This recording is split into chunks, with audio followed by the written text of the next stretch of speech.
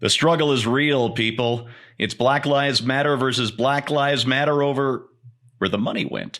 Hey, everybody, I'm Steve Green with Bill Whittle and Scott Ott, and this is Right Angle, brought to you by the members of BillWhittle.com. Gentlemen, I can't tell you how much I love this story. I just love this story. So apparently Black Lives Matter, the global network, that's the umbrella BLM under which all the other little local BLMs are located, has apparently raked in, according to a news report, billions of dollars since George Floyd died in police custody earlier this year, or late last year, whatever the hell that was. 2020 has already lasted 17 years. I don't know what happened this year anymore, except it all sucked. Anyway, they've been raking in the money. But apparently none of it is coming down to the local chapters who actually do all the street work that makes Black Lives Matter. And as a result, 10 of these local chapters have published a letter called "It is Time for Accountability," asking BLM Global Network, well, basically, to account for the money. Scott, let's start with you on this one.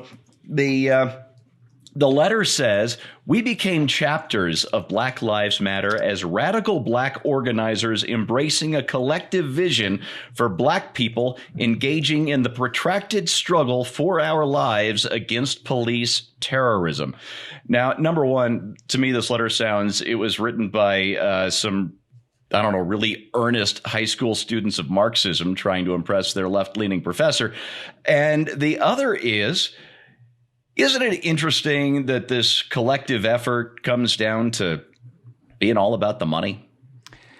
Well, yeah, and collectivism and true democracy have always faced the same basic challenge, and that is for any organization to move forward, there's got to be a direction.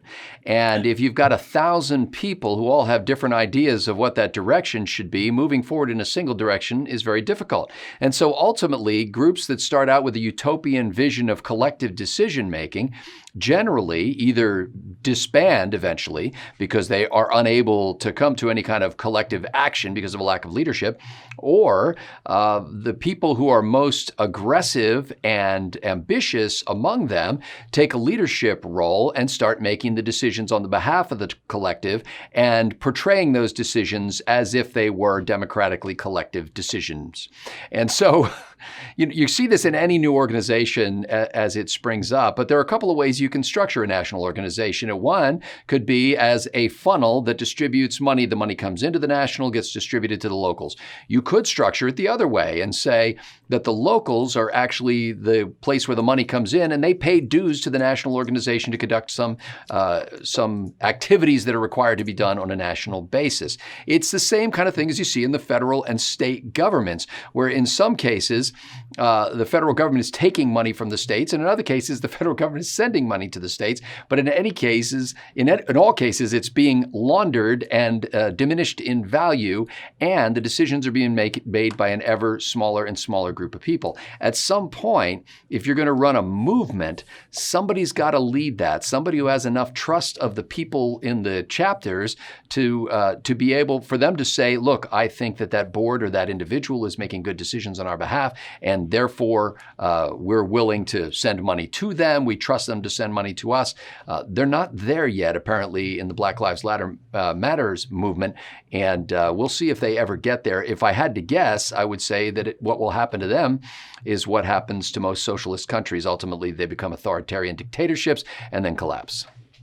Yeah, as the money and the power at BLM all get concentrated up at the top with, as their own chapters say, no transparency or accountability. I guess you could say, Scott, that Black Lives Matter, but some Black Lives matter more than others. Thank you, Mr. Orwell. Indeed. Bill, the letter that they published on Monday goes on to say, with a willingness to do hard work that would put us at risk, we expected that the central organizational entity, serious Soviet speak here, most recently referred to as the Black Lives Matter Global Network, or BLMGN, would support us chapters in our efforts to build communally. Since the establishment of BLMGN, our chapters have consistently raised concerns about financial transparency, decision-making, and accountability. Bill, again, we're talking about a Marxist organization. We found out earlier this year, late last year, that BLM co-founder Patrisse Cullors had said in a newly surfaced video from 2015 that she and her fellow organizers, that's Alicia Garza and Opal Tomiatare, are, and I quote, trained Marxists. Isn't it curious that this organization has such bourgeois concerns like transparency and accountability?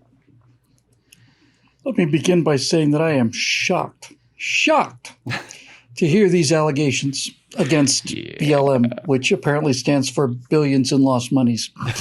My first question, honestly, in this whole thing is how the hell does BLM have billions of dollars? The International Red Cross has an annual budget of $1.5 billion. It's been around for, 100 years? They have billions of dollars? Where did those billions of dollars come from? I don't see BLM on the streets of Western European countries. And I don't think they're raising billions from the third world. So where did the billions of dollars come from? Millions of dollars I can understand. Sure. Yeah. Definitely. Any serious national movement, you see millions, tens of millions of dollars. If you were extraordinarily successful, you might see hundreds of million dollars, but billions of dollars, really? So the question is not so much, where the billions of dollars got misspent. The question is, where did the billions of dollars come from? And I'd be very, very, very curious to know what the personal bank account of those three founders that you mentioned is today. Very, very curious to know what that is. This is a small-scale example of the large-scale fraud that is collectivism, socialism, whatever you want to label it. Fidel Castro died. He had $800 million in his personal bank account. Hugo Chavez's daughter is worth $4.2 billion. She could feed the entire country out of her own pocket, watching people starve. $4.2 billion to the daughter of the Marxist who basically was going to bring power to the people. It's a scam. And the way it works is very simple. You basically say, well, we're all poor and miserable. And the reason we're poor and miserable is because of those rich people. So if you vote for me or put me in power or be my street muscle, then I'll take their money and I'll give it to you. And what usually happens is they do take their money, but the give to you part, not so much. You get the scraps, you get the public housing, you get the public health care, you get the public transportation, you get the worst of the worst of the worst. So where does all the other money go?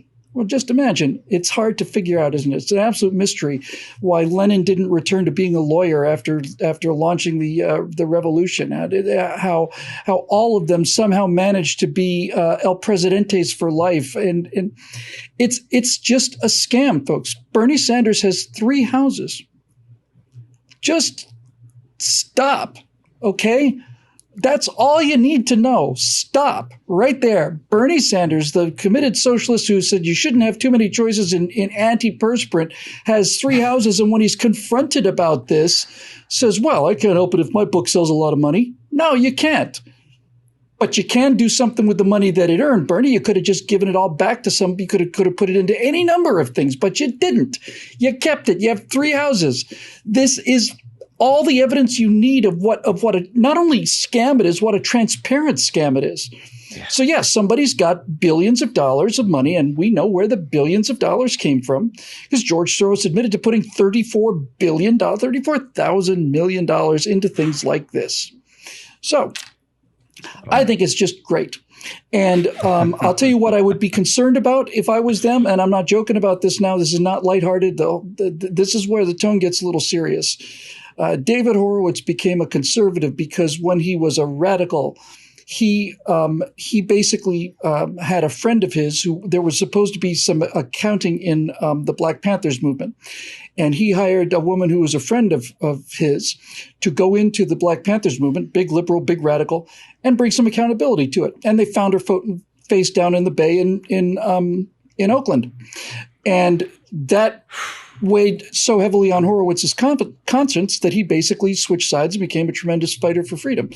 But the point of it is is that these organizations are not accountable for the same reason that you don't ever see the real books of the mafia. You never see the books.